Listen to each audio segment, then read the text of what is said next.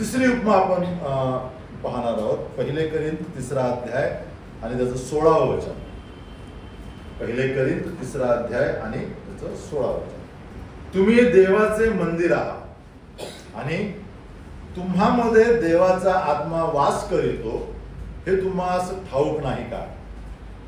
तिसरी उपमा पौल कोरिन्थच्या पत्रामध्ये लिहिताना आमच्या समोर येते की तुम्ही देवाचे मंदिर आहात. नव्या करारामध्ये आम्हाला मंदिर पाहायला मिळत नाही. जे काय मंदिर आहे ते जुन्या करारातील भव्य मंदिराचे अवशेष म्हणून आम्ही त्या हेरोदाच्या मंदिराकडे पाहतो. पण मंदिराची ओळख जर आम्हाला करून घ्यायची असेल तर आम्हाला जुन्या करारातील निवास मंडपाकडे आणि मंदिराकडे पाहावं लागेल.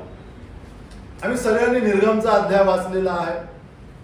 आम्ही सगळ्यांनी लेवीचं पुस्तक देखील वाचलेलं आहे. अनुवाद गणना ही पुस्तकं आम्ही वाचलेली आहेत, बरोबर. आणि या सगळ्या पुस्तकांमधून देवाच्या मंदिराची रचना कशी आहे हे आम्हाला सगळ्यांच्या समोर आहे. ही उपमा समजून घ्यायची असेल तर आम्हाला मंदिराची रचना लक्षात घेणं आवश्यक आहे. मंदिर म्हटल्यावरती आमच्या डोळ्यासमोर काय आहे? जुन्या करारातील किंवा निवास मंडप जेव्हा आम्ही बोलतो त्यास आमच्या डोळ्यासमोर पहिली कोणती गोष्ट आहे? पहिली किंवा काही कोणत्या गोष्टी आमच्या समोर काय? बर, वेदी. अजून म्हणजे अर्पण, हा, याजक. अजून हा, पवित्रता. ठीक आहे. तर या दोन महत्वाच्या गोष्टी मंदिर म्हटले की आमच्या डोळ्यासमोर येतात. एक पहिली गोष्ट, देवाचं मंदिर म्हटलं की त्या ठिकाणी देवाचं पावित्र्य वास करतं, ही 100% गोष्ट आहे. दुसरी गोष्ट, देवाच्या मंदिरामध्ये जी काही साधनं आहेत ती साधनं उपासनेची आहेत. वेदी आहे, गंगाळ आहे, पवित्र स्थानामधील काही साधनं आहेत. परंतु ही उपासना सुव्यवस्थितपणे पार पाडण्याकरता देवाने काही लोकांना नेमलेलं आहे, त्यांना आपण याजक म्हणतो. जर मंदिरामध्ये पावित्र्य नाही, मंदिरामध्ये याजक नाही, तर मंदिराची उपासना चालणार नाही. जर याजक आहेत पण याजकांच्या ठाई पावित्र्य नाही तरी देखील मंदिराची उपासना चालणार नाही. आणि म्हणून देवाने आज्ञा दिली की जर तुम्ही गंगाळामध्ये हात धुतले नाहीत प्रत्येक अर्पणाच्या आधी, सेवा करण्याच्या पूर्वी, तर तुम्ही खचित माराल. अहरोन याजकाला, श्रेष्ठ याजकाला सांगितलं की जर तू मी सांगण्याच्या आधी किंवा पूर्वी परमपवित्र स्थानामध्ये गेलास तर तू मरशील. या सगळ्या आज्ञा जरी आम्हाला अतिशय कठीण वाटत असल्या किंवा जाचक वाटत असल्या तरी त्याच्या मागचा उद्देश हा देव आम्हाला सांगू इच्छितो की तुम्ही तुमच्या कर्तृत्वाने देवाची उपासना करू शकत नाही. ही सगळी निर्बंध तुमच्याकरता याकरता लावलेली आहेत की तुम्ही सर्व प्रकारे नेहमी प्रभूच्या समोर येण्याकरता अपूर्ण आहात, कारण देव इतका पवित्र आहे. आणि म्हणून हे निर्बंध तुम्हाला वारंवार आठवण करून देतात की तुम्ही काय आहात? तुम्ही अपूर्ण आहात. तुम्ही काय आहात? तुम्ही अपूर्ण आहात. प्रत्येक निवास मंडपामधील किंवा मंदिरामधील निर्बंध त्या भक्तांना, त्या याजकांना हे दाखवत होतं, सांगत होतं की आम्ही मंदिराची सेवा करण्याकरता अपूर्ण आहोत. याजकाला ज्यावेळेस सेवेकरता तयार केलं जायचं, अभिषेक केला जायचा, त्यावेळेस त्याची रचना जर तुम्ही लेवीच्या पुस्तकामध्ये वाचली तर आम्हाला पाहायला मिळेल त्याच्याकरता गोरा अर्पण केला जायचा, त्याला स्नान करून दिलं जायचं. नंतर ते जे रक्त आहे ते रक्त त्याच्या कानाला, अंगठ्याला, हाताच्या आणि उजव्या पायाच्या अंगठ्याला लावलं जायचं. डोक्यावरती मंदिर बांधला जायचं, पट्टी बांधली जायची. तर या सगळ्या प्रक्रियेच्या द्वारा याजकाला मोशे किंवा नियमशास्त्र सांगायचं तू परमपवित्र स्थानामध्ये किंवा देवाच्या निवास मंडपामध्ये सेवा करण्याकरता अपात्र आहेस. पण तुला स्नान घालण्यात आलेला आहे, तुझ्याकरता गोऱ्याचं अर्पण करण्यात आलेलं आहे, त्याचं रक्त तुझ्यावरती शिंपडण्यात आलेलं आहे, तुझं प्रायश्चित्त करण्यात आलेलं आहे. त्याच्यानंतर त्याचं रक्त तुझ्या हाताला, तुझ्या पायाला आणि कानाला लावण्यात आलेलं आहे. म्हणजे ज्या जबाबदाऱ्या तू याजक म्हणून पूर्ण करणार आहेस त्याच्याकरता तुझ्याकरता ही अर्पण करण्यात आलेली आहे. याजक ज्यावेळेस मंदिरामध्ये निवास मंडपामध्ये वावरायचा त्यावेळेस एक कायम त्याच्या लक्षात राहायचं की मी अपूर्ण आहे. देवाच्या गोऱ्याच्या अर्पणाच्या द्वारा मला काय केलं झालं, मला प्रमोट करण्यात आलेला परमेश्वराची सेवा करण्यात. तर देवाचं मंदिर आम्हाला पावित्र्याची आठवण करून देतं. मंडळी देवाचं मंदिर आहे, मंडळी देवाचं घर आहे. म्हणजे ज्या ठिकाणी देवाची उपस्थिती आहे, देवाच्या उपस्थिती करता देव आनंदित आहे असं स्थान म्हणजे मंडळी. मग जर ज्या ठिकाणी देवाच्या उपस्थितीबद्दल देव उत्सुक आहे त्या ठिकाणी मी किती गांभीर्याने वावरणं आवश्यक आहे. ही समस्या मंडळीतील विश्वासणाऱ्यांची. मंडळीतील विश्वासणाऱ्यांना मंडळी देवाची मंदिर आहे किंवा देवाचं घर आहे किंवा देवाच्या पावित्र्याने भरलेली आहे याचा ठाव नाही किंवा त्यांना माहीत नाही. ही गोष्ट थिओलॉजिकली माहीत आहे की देवाचं मंदिर आहे, परंतु ज्यावेळेस आम्ही मंदिरामध्ये मंडळीमध्ये आराधने करता येतो, मंडळीमध्ये एखाद्या सेवे करता येतो त्यावेळेस माझा भाव तसा नसतो. म्हणजे मी आता कुठे प्रवेश करत आहे, मी कळवळ या ठिकाणी असणाऱ्या एका बिल्डिंग मधल्या एका हॉलमध्ये सभागृहामध्ये मी जात आहे का? नक्कीच मी त्या ठिकाणी एका हॉलमध्ये जात आहे, परंतु ते काय आहे, त्या ठिकाणी मंडळीचं स्थान आहे आणि देवाची मंडळी उपस्थित असल्यामुळे देवाचं पावित्र्य देखील त्या ठिकाणी उपस्थित आहे याचं भान मला असणं आवश्यक आहे. ज्यावेळेस मला हे भान येईल, ज्यावेळेस मला हे बंधन येईल, त्यावेळेस माझ्या बोलण्यावरती ते बंधन काम करेल. मी काही बोलणार नाही, माझ्या पाहण्यावरती निर्बंध येईल,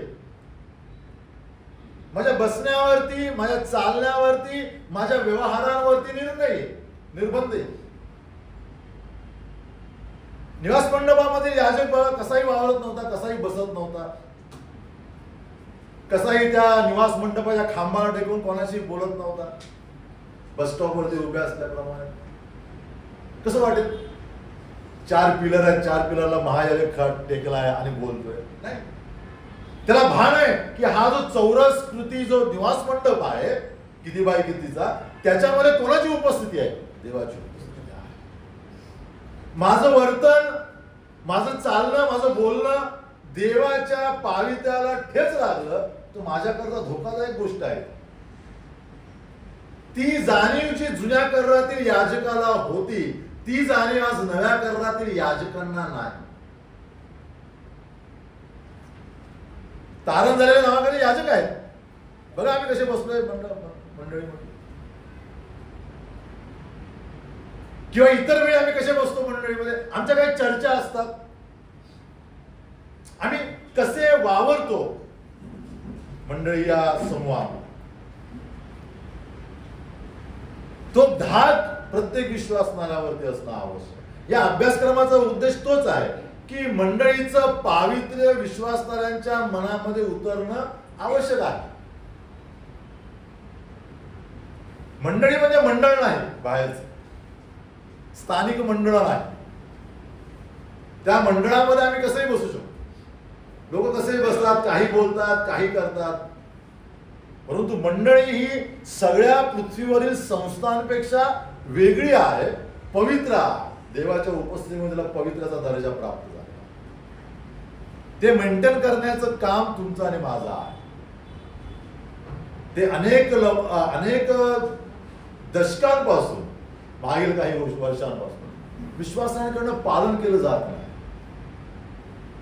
कारण अनेक गोष्टी पुढे आल्या आणि मंडळी हा मुद्दा विश्वासणाऱ्यांच्या आणि मंडळीच्या लोकांच्या जीवनातून मागे राहिला.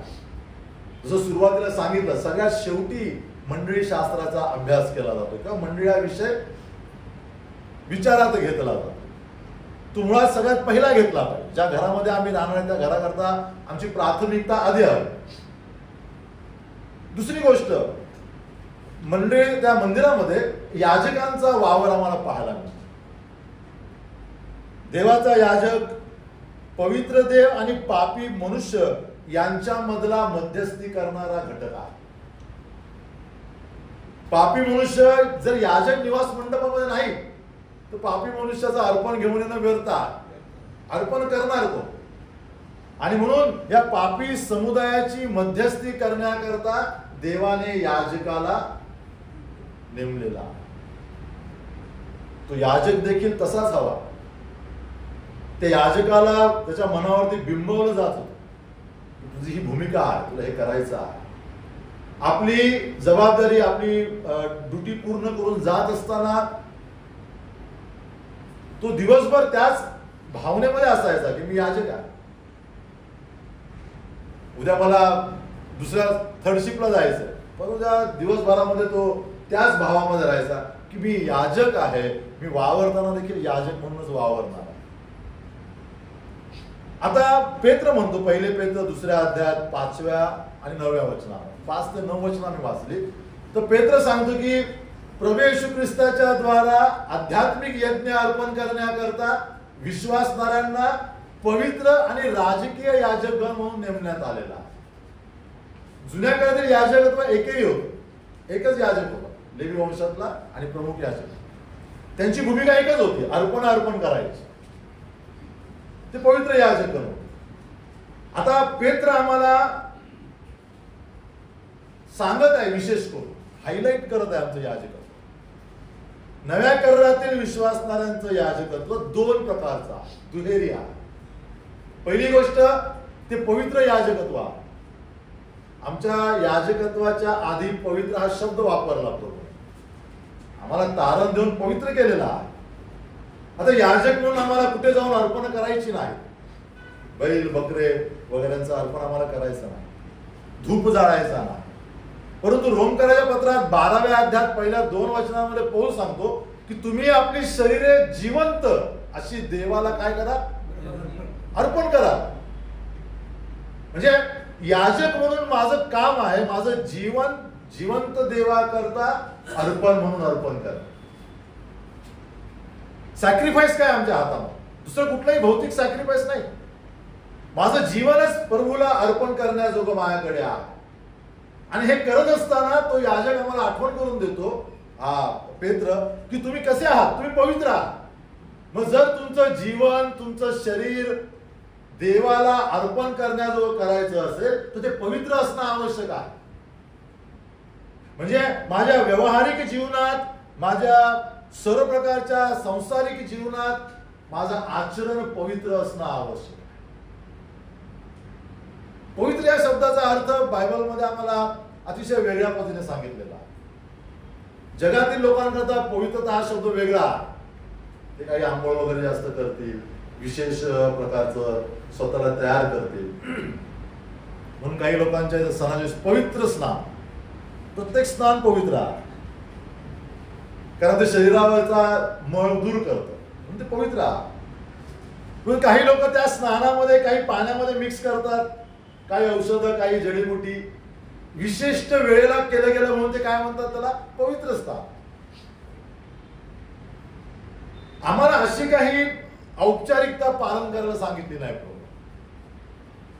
विश्वासाने सांगितलं, ज्यावेळेस तुम्ही जगाच्या भ्रष्टतेपासून, विचारांपासून, कार्यांपासून, परंपरांपासून स्वतःला अलिप्त करत जाल, ते तुमचं पवित्रीकरण आहे. मग आता पेत्र काय म्हणतो, तुम्ही पवित्र याजक गणात. पौल म्हणतो तुमची शरीरे जिवंत देवाला पवित्र म्हणून अर्पण करा.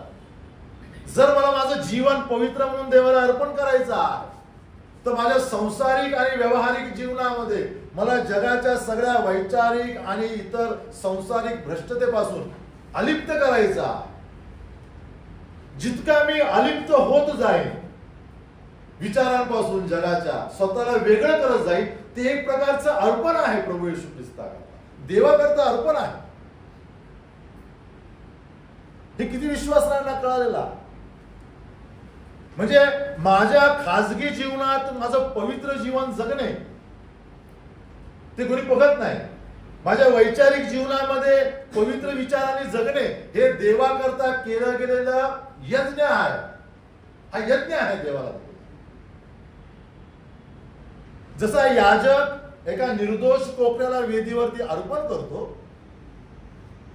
तसंच मूल्य आहे आमच्या पवित्र जीवन पद्धतीला. म्हणून या ठिकाणी पौल म्हणतो की मंडळी देवाचं मंदिर आहे. बसलेला प्रत्येक भाऊ प्रत्येक बहिणीकडे प्रभू अर्पण म्हणून पाहतो. मग मी आता माझ्या बाहेरच्या जीवनामध्ये किती भ्रष्टतेने जगलेलो आहे, किती भ्रष्ट विचार केलेले आहेत, किती भ्रष्ट व्यवहार केलेले आहेत, हे आम्हाला माहित आहे. आणि यानुसार आम्ही ठरवू शकतो की मी पवित्र याजकत्वाची जबाबदारी पार पाडत नाही. माझं गाणं या ठिकाणी म्हणणं देवाला संतोष देणारं नाही. मी आलेली केलेली धावपळ या ठिकाणी रविवारी संतोष देणारे नाही. सुवार्तेमध्ये घेतलेला मी सहभाग संतोष देणारे नाही. आमची शेगावला दर महिन्याला व्हिजिट होते. बुलढाण्याला आमचे लोक जातात दर शनिवारी रविवारी. पण खासगी जीवनात माझं जर जीवन पवित्र यज्ञाप्रमाणे नसेल तर माझी ती सेवा देवाला संतोषकारक नाही. मनुष्य संतुष्ट होईल त्याने की बदल वेळ काढतात, शेगावला जातात, बुलढाण्याला जातात, लोक आमचं कौतुक करतील. परंतु माझं जीवन पवित्र नसल्यामुळे, भ्रष्टतेपासून अलिप्त नसल्यामुळे मी पवित्र याजक होऊ शकत नाही माझ्या जीवनात. दुसरी गोष्ट त्या ठिकाणी तो पौल पेत्र म्हणतो की तुम्ही राजकीय याजक गणा. राजकीय याजक याचा अर्थ या जगामध्ये तुम्हाला प्रभू येशू ख्रिस्ताचं प्रतिनिधित्व करायचं आहे. पवित्र याजकगण खासगी जीवन आहे. राजकीय याजकगण ओपन जीवन आहे. ते प्रायव्हेट नाही, ते पब्लिक लाईफस्टाईल आहे, सार्वजनिक जीवन आहे. म्हणजे आमचे दोन जीवन आहेत. एक जीवन आमचं कोणाला दिसत नाही, फक्त आम्हालाच माहिती. दुसरं जीवन आमचं जगासमोर आहे आणि ते मुखवटा घालून आम्ही जगत असतो.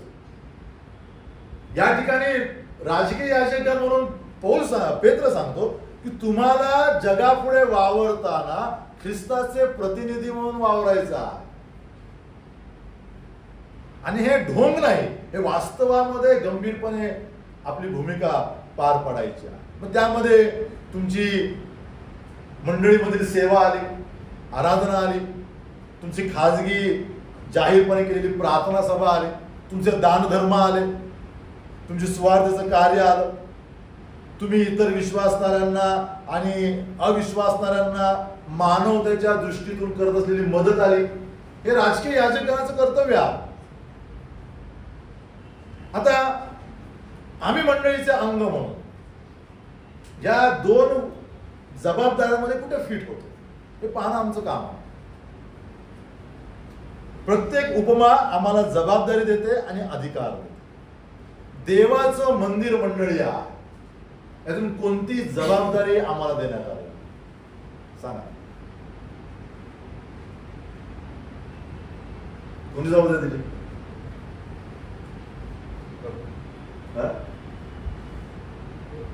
याजकत्वाची जबाबदारी दिली. पवित्र याजकगण, राजकीय याजकगण, त्याच्या दोन गोष्टींची आपण फोड केली. मागाची अधिकार काय दिले आम्हाला?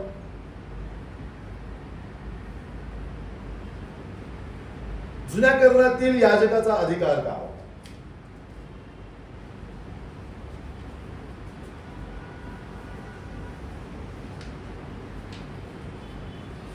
आम्हाला मध्यस्थी करण्याचा अधिकार दिलेला आहे याजक म्हणून. जगातील कुठल्याही व्यक्ती करता तुम्ही मध्यस्थी करू शकता, मागू शकता याजक म्हणून. प्रभूच्या सिंहासनाजवळ आम्ही जाऊ शकतो,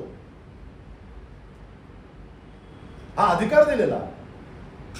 ख्रिस्ताचे गुण प्रकट करण्याची जबाबदारी दिलेली आहे विश्वासणाऱ्यांना. देवाचे उपासक म्हणून आमच्याकडे परमेश्वर पाहतो. मी स्वतःला आरशात पाहून किंवा स्वतःला समोर पाहून प्रश्न हा विचारणं आवश्यक आहे की मी देवाचा उपासक आहे का? मी एक देवाचा भक्त आहे का? होण्याकरता मी प्रयत्न तरी करणार आहे. वास्तविक तो अधिकार दिलाय तारणाच्या द्वारा. आम्ही मंडळीत आलो म्हणजे आम्हाला पवित्र याजक आणि राजकीय याजक बनवलेला. पण या आमच्या जबाबदाऱ्यांकडे आणि भूमिकांकडे आम्ही सपशेल दुर्लक्ष केलेला. संसारिक जबाबदाऱ्या आमच्यावरती आहेत, या पृथ्वीवर असणारे आमच्या इतर व्यवहार आमच्या समोर आहेत, त्यांना आम्ही जास्त मूल्य दिलेला. प्रकटीकरणामध्ये आम्ही वाचतो की प्रभू येशू ख्रिस्त म्हणतो मी अल्फा आणि ओमेगा. म्हणजे काय? मी प्रारंभ आहे आणि मी शेवट आहे. कशाविषयी म्हटलंय? तो सृष्टीचा प्रारंभ आहे आणि सृष्टीचा अंत आहे. ते बरोबर आहे. ती गोष्ट आमच्याकरता पण लागू आहे. एका विश्वासणाऱ्याच्या जीवनाचा प्रारंभ प्रभू येशू ख्रिस्त आहे का? तुम्ही विचारणं आवश्यक आहे. अल्फा आणि ओमेगा याचा अर्थ माझं सर्वस्व प्रभू येशू ख्रिस्त आहे का? या सर्वस्व प्रभू येशू ख्रिस्ताला बाहेर काढलेलं आहे आम्ही, आणि त्या नावाच्या ठिकाणी जगात इतर सगळ्या गोष्टी भरलेल्या. आमचा अल्फा आणि ओमेगा प्रभू येशू ख्रिस्त राहिलेला नाही. अनेक मंडळांचा, अनेक विश्वासांचा जग आमचा अल्फा आणि ओमेगा बनलेला. आमचे नातेवाईक आमचे अल्फा आणि ओमेगा बनलेले आहेत. आमच्या तरुणांचे इतर सगळ्यात मुद्दे अल्फा आणि ओमेगा आहे. मग त्यात तुमचं करिअर आलं, तुमच्या आवडीनिवडी आल्या, आणि हे सगळं संपून झाल्यानंतर मग थोडाफार जेव्हा वेळ मिळेल त्यावेळेस आम्ही प्रभू येशू ख्रिस्ताकडे पाहतो. हे याजकत्वाची जबाबदारी नाही, हे याजकत्वाचं लक्षण नाही. याजकाची प्राथमिकता प्रभू येशू ख्रिस्त. नक्कीच या जगामध्ये आम्हाला आमचं करिअर घडवायचा, आम्हाला आमचं जीवन करायचा, आम्हाला सगळं जगायचा, पण या सगळ्यामध्ये प्रभू येशू ख्रिस्ताला प्रथम स्थान आम्ही ठेवलेलं आहे. जर तो तिसऱ्या, चौथ्या, शेवटच्या स्थानावर असेल तर प्रभू आम्हाला पवित्र याजकत्व म्हणत ना, राजकीय याजक म्हणत ना. आराधनेमध्ये आम्ही सगळे म्हणतो आम्हाला याजक केलेला आहे, पण आमची भूमिका कुठे आम्ही पार पाडतो? आमच्या जीवनामध्ये ख्रिस्ता व्यतिरिक्त इतर अनेक मुद्दे भरलेले आहेत. त्यांच्याकरता आमच्याकडे जास्त ऊर्जा आहे, आमच्याकडे त्याकरता जास्त पैसा आहे, आमच्याकडे त्याकरता जास्त वेळ आहे, जास्त शक्ती आहे. देवाचं मंदिर आम्हाला याजक बनवतं, आराधक बनवतं, भक्त बनवतं. आम्हाला एकमेकांकरता मध्यस्थी करण्याचा अधिकार. या पुस्तकामध्ये जवळपास 7-8 उपमा आहेत. सगळ्या घेणार नाही उपमा, काही ठराविक उपमा आपण घेऊ आणि मग दुसरा एक मुद्दे आपण. ख्रिस्ताचं शरीर एक उपमा आहे, ते आम्हाला माहित आहे सगळ्यांना. पुढची उपमा बघूया आपण. इफिसकराचं पत्र 5वा अध्याय 25 आणि 27 वचन. 25 ते 27 बस. पुढची उपमा आहे ख्रिस्ताची वधू आहे. मंडळी ख्रिस्ताची वधू आहे, ख्रिस्ताची पत्नी आहे. अतिशय प्रचलित उपमा. ज्यावेळेस आम्ही सांगतो की मंडळीच्या उपमा सांगा, त्यावेळेस पहिली उपमा ही येते, ख्रिस्ताची वधू आहे मंडळी. वधू म्हटल्यावरती विवाहाचा मुद्दा येतो समोर, आणि विवाह म्हटलं की प्रीतीचा मुद्दा आहे. प्रभू ज्यावेळेस मंडळीला आपली वधू संबोधतो त्यावेळेस मंडळीला एक विशेष दर्जा देतो, अतिशय श्रेष्ठ दर्जा देतो. म्हणजे वधू ही उपमाच आम्हाला सांगते की आम्ही प्रभूच्या दृष्टीमध्ये काय आहोत? अतिशय मूल्यवान आहोत, पत्नी आहोत प्रभूच्या. मंडळी ख्रिस्ताची पत्नी आहे, ती सगळ्यात मूल्यवान आहे प्रभू करता. आणि प्रेषितांच्या कृत्यामध्ये 20व्या अध्यायात 28व्या वचनामध्ये आम्ही वाचतो की देवाने मंडळी करता आपले रक्त सांडले. या वचनावरून आम्हाला समजते की मंडळी ख्रिस्ता करता किती मूल्यवान आहे, अनन्य साधारण आहे, युनिक आहे. तसं नातं ख्रिस्ताचं पृथ्वीवर दुसऱ्या कुठल्याही संघटनेबरोबर नाही, जसं आमच्या बरोबर आहे. पती पत्नींचं नातं तसं आहे. एका पतीचं आपल्या पत्नीबरोबरचं नातं आहे, एका पतीचं आपल्या पत्नीवर ज्या प्रकारचं प्रेम आहे त्या प्रकारचं नातं दुसऱ्या व्यक्तीबरोबर, त्या प्रकारचं प्रेम दुसऱ्या व्यक्तीबरोबर होऊ शकत नाही. अनन्य साधारण ते नातं. ज्या जगामध्ये आम्ही राहतो त्या जगामध्ये विवाह संस्था अतिशय भ्रष्ट आहे. काही विवाह वर्षानुवर्ष टिकायचे, आता विवाह काही आठवडे टिकतात, काही आठवड्यांवरती आले आणि लोकांना काही वाटत नाही बाबा. सेलिब्रिटी म्हणून ज्यांच्याकडे आम्ही पाहतो, आदर म्हणून ज्यांच्याकडे आम्ही पाहतो, चांगले लोक स्पोर्ट्समन म्हणून ज्यांच्याकडे आम्ही पाहतो, कलाकार म्हणून आम्ही ज्यांच्याकडे पाहतो, त्यांचं जीवन जर आम्ही बघितलं तर अतिशय भ्रष्ट आहे. त्यांना विवाह या कल्पनेची जाणीव नाही किंवा विवाह काय आहे हे माहित नाही. पण तुम्हाला आणि मला अतिशय गंभीर मुद्दा विवाहाच्या द्वारा प्रभूने शिकवलेला आहे. मंडळी ख्रिस्ताची पत्नी आहे, ख्रिस्ताची वधू आहे. याचा अर्थ असा आहे की जसं आमच्या बरोबर ख्रिस्ताचं नातं आहे तसं नातं जगात प्रभूचं कोणाबरोबरच नाही. हा एक अतिशय मोठा भाग तुमच्या आणि माझ्याकरता आनंदाचा आहे. म्हणजे मी ख्रिस्ताकरता अतिशय मूल्यवान आहे, व्यक्तिगत पातळीवरती आणि मंडळीच्या पातळीवर. तसं नातं प्रभूचं दुसऱ्या कोणाबरोबर नाही. जे पती पत्नी बसलेले आहेत त्यांनी त्यांचं नातं तपासावं. जर आमचं व्यक्तिगत पती पत्नींचं नातं अव्यवस्थित असेल, आम्ही मंडळीमध्ये प्रभूची सेवा करण्यास अपात्र ठरतो, आम्ही प्रभूला संतोष होऊ शकत नाही. साधी आणि सरळ गोष्ट आहे नात्यावर.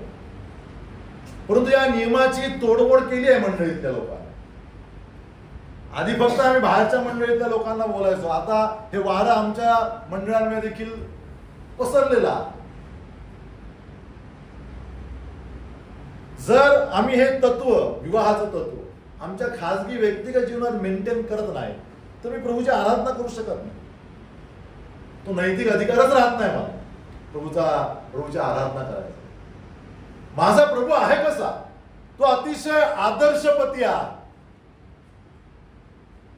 जर माझ्या खाजगी जीवनात मी आदर्श पती होत नाही, मी भक्त म्हणून त्या समोर येऊ शकत नाही, मी आराधक म्हणून त्या समोर येऊ शकत नाही.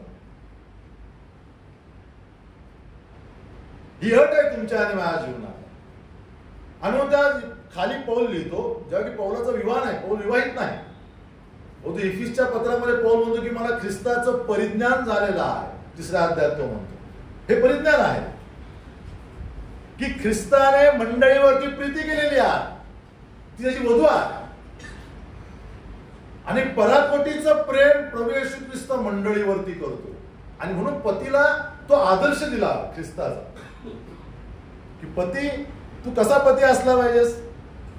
ख्रिस्ताप्रमाणे पती असला पाहिजे.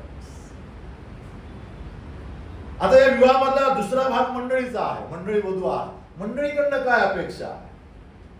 मंडळीला अधिकार काय दिलाय उपमा देऊन की तू ख्रिस्ताच्या सगळ्यात जवळचं नातं तुझं आहे, ख्रिस्ताच्या एकमेव प्रेमास तू पात्र आहे. मंडळी तो अधिकार मला, म्हणजे जसं प्रभूचं माझा बरोबर नाता इतर विश्वासणारे सोडता जगात दुसऱ्या कुठल्याही व्यक्तीबरोबर प्रभूचं नातं तसं नाही.